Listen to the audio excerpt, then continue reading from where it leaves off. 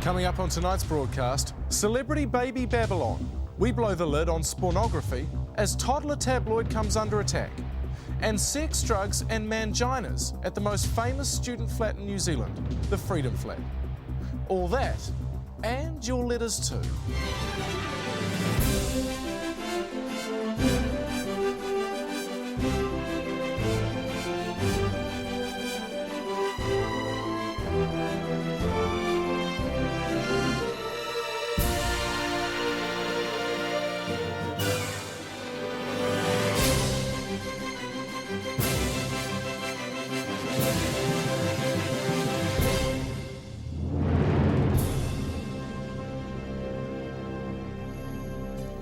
Kia ora, good evening, whakaronga mai. Celebrities, they're breeding like flies. Just take a look at any of the hag rags and you'll find a gushing photo spread on the latest miracle mite or surprise sprog. But what about the kids themselves? Should star babies be sold into celebrity before they're even old enough to smile? Lawyers say no, and now the little angels are fighting back.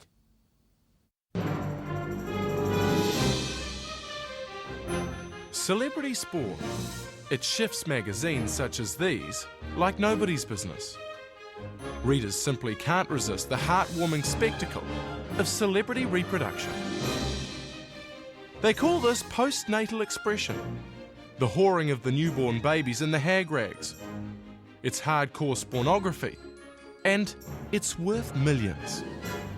Big conception equals improved perception. Nowadays, anybody who's been on TV for 5 minutes is turning their bundles of joy into bundles of cash, an illegal and highly lucrative form of child prostitution. Just about everyone's done it, from news chimps to Shorty Street cast-offs, to All Blacks, cricketers, even the atrocity Michael Laws.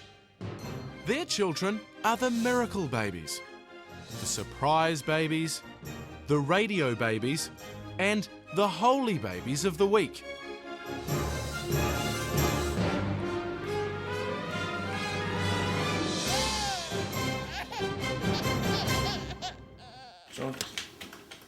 And it's not just the magazines. In Britain this year, internet traffic peaked when Peter Andre and his wife Jordan streamed the birth of their son live on the net. The sound of Jordan going through labour is now the second most popular downloadable ringtone in the UK. So me, how you doing, all right? Wendell Nissen is a former spawnographer. As a one-time editor of both the Women's Day and the Women's Weekly, she helped launch many a celebrity baby. Why do we love celebrity baby stories? There's just so much involved in making a celebrity baby these days. I mean, it's just not as easy as it used to be. I mean, people just used to get engaged, married and have babies. Now they sort of have babies with ex-lovers or, you know, I mean, look at Brad and Angelina and Tom and Katie. I mean, they're just weirdos. Is it just an acceptable form of child exploitation? Yeah, absolutely. What's wrong with that? There's big money in celebrity baby porn. But with big money comes big problems. In Hollywood last year, the 15-year-old daughter of actors Bruce Willis and Demi Moore successfully sued her parents for parading her in print without her consent. In a landmark settlement, she was awarded $6 million in damages. Yeah, the fallout from that case was huge. Celebrity parents can no longer assume that they can parade their children around in the media. All it takes is a good lawyer and they could be liable for millions. C102, the classic rock station. C102. Actress Demi Moore says she will not appeal a Sarasota County Court ruling. It sounds like an only in America phenomenon. Or rather, it did. Until this man arrived at the Auckland High Court this week with his pint-sized client. Lawyer Brett North represents the 5-year-old daughter of a prominent Auckland celebrity couple. For legal reasons, we can't show you the girl or name her parents. But basically, it's and his wife. Why are you bringing this case? Well, as a result of my client's exposure in these women's magazines, which she had no say in, she has suffered teasing, abuse, and psychological damage. it's extremely limited her prospects as an individual, and we believe the parents are liable for damages. Since that case was brought, a growing number of celebrities are now refusing to use their children in magazine spreads. They're using other people's children instead. Hello, Baby Farm. Rachel speaking. Baby Farm is an Auckland-based agency specialising in celebrity stunt babies. Hi, doll. How are you? Stand-in babies for celebrity couples who desperately need publicity, but either don't have their own children to sell or are too scared to use their own. It was started by this woman. I started Baby Farm when a friend of mine, a celebrity friend of mine, was approached to do a women's magazine cover. She had some reservations. She felt that her daughter wasn't quite photogenic enough. She had a rather unfortunate birthmark, and my friend basically thought that her daughter wasn't quite the right look for her at that time. So I said, well, use a stand-in. So I organised for a friend's baby to stand in for her daughter, and we got a great cover out of it. We now have over 50 children on our books and almost as many suppliers. Yeah, well, hopefully a little girl. I should by now have found out. You know, we're just talking about rates and how much you use for kids. And Emma is one of our best suppliers. We've got 2 of her kids on our books already, and they're both very popular. And now she's expecting and signing up her next baby. What kind of celebrities come to you? Well, I can't name names, but I think you'd probably be surprised who and how many. Celeste is a former stunt baby, now retired. She was one of Baby Farm's most popular bookings. She appeared in magazines as the child of scores of local celebrities. I was poor baby and Kate. I was gonna be Petra Baggis, but then she had a real one. And how did that make you feel? I didn't like it. Celeste earned thousands as a celebrity stunt baby. But then her parents noticed she was beginning to lose track of who she was. The 6-year-old was diagnosed with borderline personality disorder, and on the advice of a child psychologist, she was pulled from Baby Farm's books. Some people would say this is just another form of child abuse. No. It's not Ann Geddes. We've never put a child inside a vegetable. But it is lying. You're lying to the public by using stunt babies. Well, truth is subjective. We're selling a version of the truth that people are happy with. They want babies, we give them babies. Perfect babies. Meanwhile, celebrities continue to sell the innermost workings of their lives to a media whose appetite for access seems to have no limit. If you were a celebrity, would you sell your baby story to a women's magazine? Nope, never. And like 42 Below and Dial a Protest, Josie Smythe has just announced that she plans to sell Baby Farm to London's Storm model agency in a deal believed to be worth several $1 million. Last week, we received a letter from Arthur Carstairs of Invercargill. Arthur writes, Dear EML, can you settle a bet between me and the wife? I recall seeing a similar program to the Family Health Diary that currently screens back in the 1960s. I'm sure they even advertised cigarettes. My wife says I'm dreaming. Can you please help? Well, Arthur, thanks to Dolores at the TVNZ Archive, we can help you. The program was then known as the Family Health Digest and first screened on November 24, 1965.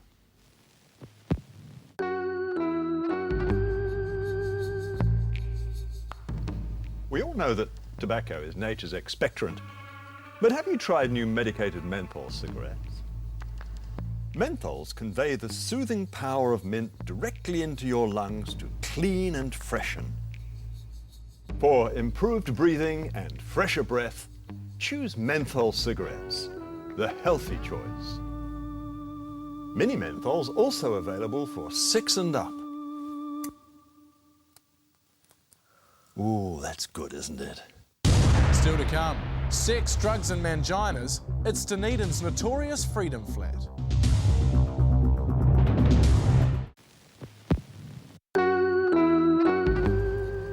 Ladies, do you find housework wears you out? Are you putting on unwanted pounds from too many cakes? It's time you took methamphetamine, a new and highly effective medicine that will have you doing the housework in no time and looking good too. Methamphetamine, now available in the new jumbo can.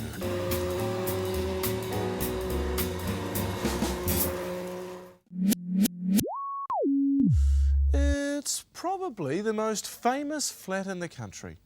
Number 3 Clyde Street, North Dunedin. Known variously as the Pink Flat or the Freedom Flat, it was once home to an eclectic bunch of freaks who obeyed just one rule: that there are no rules. The film The Freedom Flat documents the story of a year in the life of New Zealand's first and quite possibly only conceptual flat. It was just basically about sort of freedom and sort of, you know, no restrictions. They were days of drugs, booze, astral travel, skinhead violence. He basically pulled out a gun, eh? It was like a Luger. And of course, Pink Floyd. The 6 flatmates of 1988 were outsiders and eccentrics. I will change my name pretty soon, I think, to Barry Purple Jenkins. More people know me as Purple. I have acquired a lot of purple things, love the colour. The norm was that you could be who you were and you had a chance to discover who you were, and people would support you to do that. And we did that sort of naturally. It wasn't from some textbook. Sometimes I find that I don't think about it because it was so good. It's not that life is bad, because life is great, but it would be good to be able to have more of that again. Yeah. Nearly 2 decades on, the door remains and is even protected in the flat's lease agreement. The front door, Pink Floyd, is not to be tampered with. And joining me now live from Dunedin, the man who co-produced that documentary and a former Freedom flatmate himself, Wallace Chapman. Wallace, what made you think that people would be interested in your fucking flat? Surely a flat's a flat. Let it go, bro. Well, Jeremy, that's you may well say that, but it was a very unique flat, and for a couple of reasons. It was perhaps even, you know, maybe even my own words, but New Zealand's first concept flat. It was a flat that Swanee and I got together when we were living in a place called Unico, a big hostel just down the way here, and we were interested in getting a flat where there were no rules. It was a ruleless flat, and we wanted to base it on philosophy and freedom and those things, and so it was almost like a commune flat, very, very unique. So the idea of the flat was a flat with no rules. Did that stem from a previous situation of having too many rules? Well, you're absolutely right, Jeremy. I mean, here I was in University College, a highly regimented 300-person hostel just down the way here. And before that, you know, I went to a place called Nelson College for Boys. I mean, this was a college which had military cadet training. So, you know, I mean, right through my teenage years, really, I had a highly rule-driven sort of life. And I guess, in a way, as an 18-year-old kid coming to Dunedin for the first time, I just wanted to break out, I guess. Yeah, absolutely. Obviously, the flat was filled with freaks, weirdos and psychos when you were there. What are the people like that live there now? Well, it's interesting to say that, Jeremy, because a couple of hours ago, in fact a few hours ago, in the sunshine, I met the Pink flatmates of 2006. Brilliant. Get booze, start the fire.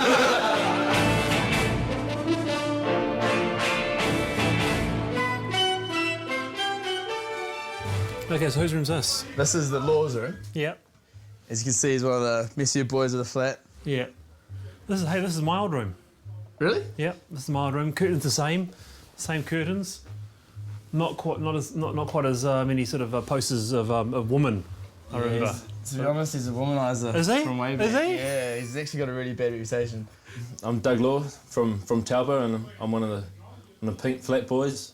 Lives in Wall's old room, the front one on the right.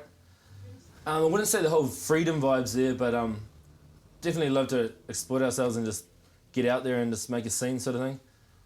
But I wouldn't say freedom as much, it's more just representing the pink style of it all. There's the fireplace. I'll just check this. Yeah, it doesn't use much anymore. Hang on. So to keep my drugs. There's nothing there now. Purple's old room here. Yeah, this is the mule's room now. The mule? Yeah, big boy. Yeah. We decided to one day that we saw some nice poles down at Logan Park. And we thought, oh shit, the one who can stay on that poles the longest would fucking guarantee the good room. So we went down to Logan Park with a few boxes of 12% Cody's. We started off with a few cheeky, like about 3 in 10 minutes, chopped a few 3, and then got up on our poles. Huge marijuana plants up there. Really? Right next to the window? Right next to the window. What about the passers-by? Did they not consume? They loved it. They loved it. Late 80s, AJ. Absolutely, good. This is my room. This is your room? Yeah. Fantastic. Great room. Yep. Not really. It's actually really shitty. The old, this is Jack's room, you know, if you can recall the guy in documentary, the guy with the longer hair. Longest, right. It was, he did a lot to this room. It was one of the places where a lot of people used to hang out. This was the bed that he made. So what happens, AJ, when you have a young lady or young man, I don't know, to come up here? Last time I had a young lady around. So it was a young lady? Yeah, it was certainly one. She actually didn't want to go up there, eh? So I've had having to position a cheeky little couch down here just for that particular reason, eh? Really? Yeah. Who's whey protein? The massive weight gain. It's a bit disgusting, isn't it? That's just 2 members of the flat account for all of that. Yeah. Yeah, Doug and Stringer. Oh, okay. Yeah. Doug and Stringer. Yeah. We didn't really. We didn't really have. We weren't really into the big weight gain. we weren't really sort of so much into the weight gain. Yeah. Back in the Freedom Flat. Now this is where the skinhead Mark used to live. Yeah. Just here, and it's gone. Big part of the Pink Flat history gone. Yeah. Oh, and through here, Shay, you can see that lake is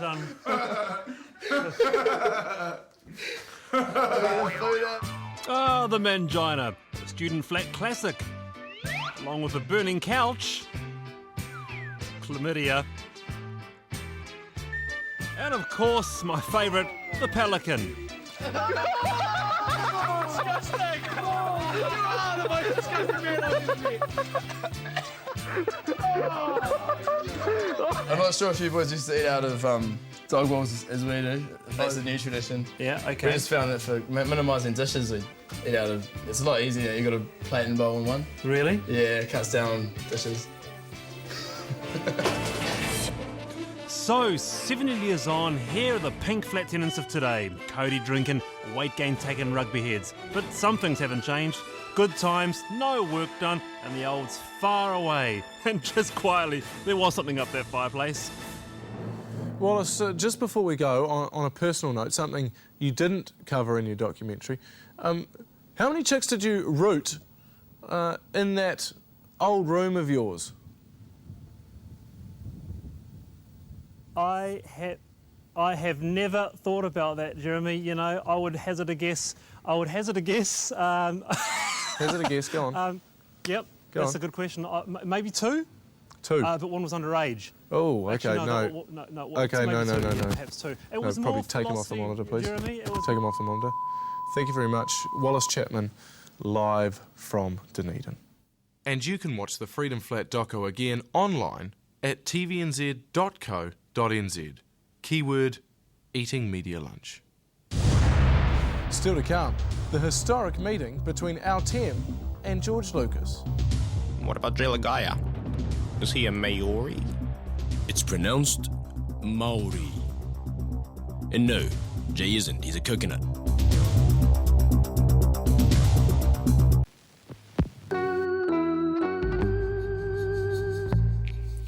Ladies, is pregnancy making you feel ill? Well, help is at hand, thanks to a new breakthrough in pharmaceuticals. Thalidomide is especially formulated to put paid to nasty nausea, and there's no harmful effects for baby.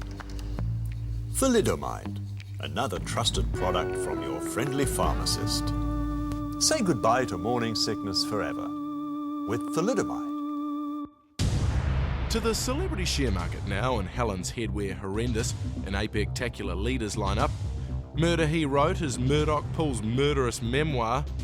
Nigger nastiness from crazy Kite Kramer. Former journalist hits rock bottom with online muckraking, and Pongya's on-air Pong makes the TV Guide letters page. I don't know what kind of pine cones these are. I'm sure lots of people will be able to, Anyway, I don't know what to say about that, really, anyway.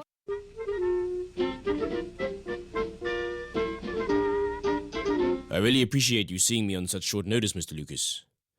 I realize how busy you are. Sure. Whatever.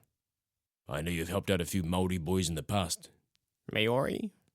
You know, me. You're a Maori? What about Jelagaya? Is he a Maori? It's pronounced Maori. And no, Jay isn't. He's a coconut. Anyway, I've been through a rough patch. Career's on the back burner. My talk show's crap. I'm just wondering how to get... Sounds serious. I'm all ears. So start from the top. Who are you? I'm an actor. That's Tim with a T. And ooh for ooh. Well, Tim, you error. I have a soft spot for actors. When I was writing episode 4, and You Hope, I developed a couple of characters that didn't make the final pass. One of them was called Matriculax Cowpoke.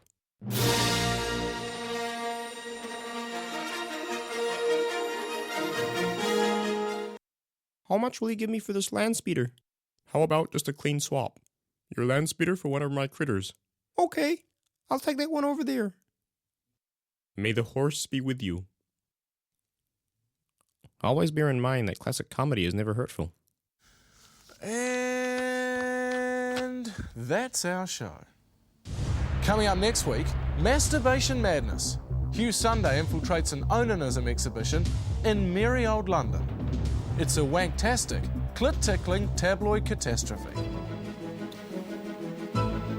From all of us here at the State Broadcast... Ooh la la, crikey dick.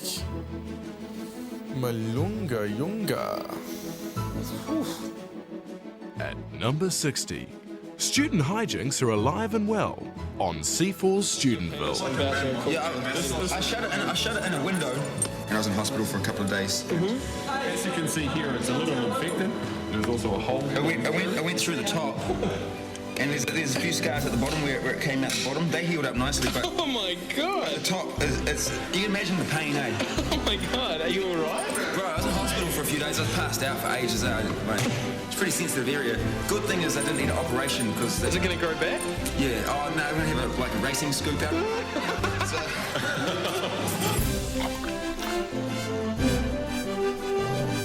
This show was made with funding from New Zealand On Air.